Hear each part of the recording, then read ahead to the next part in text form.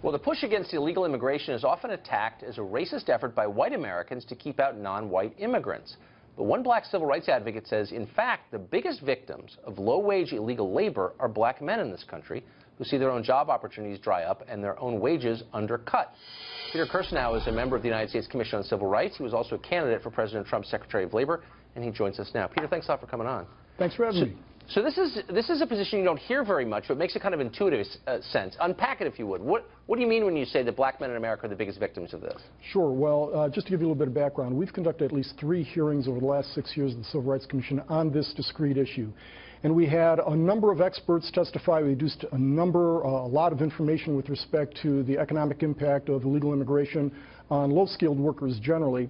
And all of the witnesses, all of the experts that we had who spanned the ideological spectrum, they may have disagreed in terms of the degree of the impact, but all of them concurred that illegal immigration has a devastating impact on wage levels and employment levels. And it's Econ 101, Tucker. When you have an oversupply of labor, the price of labor is going to be depressed.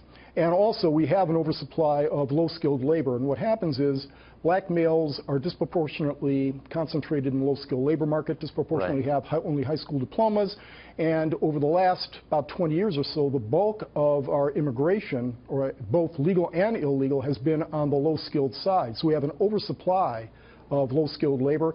It has a particularly magnified effect among black males who are in that cohort. But it's not just black males, it's all low-skilled Americans. It's also having a trickle-up effect on other Americans also.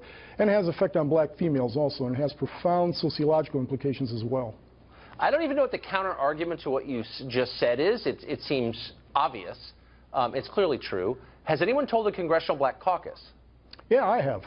On at least 3 occasions and probably more. What we did is immediately after reducing some of this evidence, and it's profound because we're talking about I think it's a 40% of the 18-point decline in labor force participation rates among black males is attributable to the oversupply of illegal immigration labor competing with them. So we're talking about, at the very low end, hundreds of thousands of blacks losing jobs, probably, if you do the math, up to 1.2 million blacks losing jobs. This has significant, obviously, impacts on the black community. Got in touch with the Congressional Black Caucus, sent them detailed information on this, asked them to do something about it, to respond to us, to engage in this effort. My assistant repeatedly would follow up on this. What we heard were crickets. Did the same thing with President Barack Obama, crickets again. And this isn't some minor matter. When we're talking about a labor force participation rate of 61.8%, an appalling labor force participation rate among black males, and again, family formation rates are affected by this, incarceration rates are affected by this. This may be one of the top issues facing the black community, but I've heard silence, but worse than silence, frankly. We've seen Congressional Black Caucus and many others embrace the open borders philosophy that's done such damage to black employment prospects. This seems like a scandal to me. Can you explain it? I think it really has to do with political imperatives. I really can't explain it going beyond that. I can't get into their heads. But this is something that is plain. It's unequivocal. It's not something that's complicated.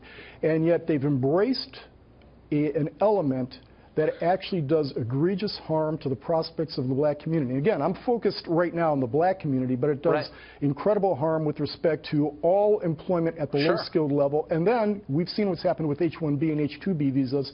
We can handle that smartly, but it's not being handled smartly, and it's affecting black workers.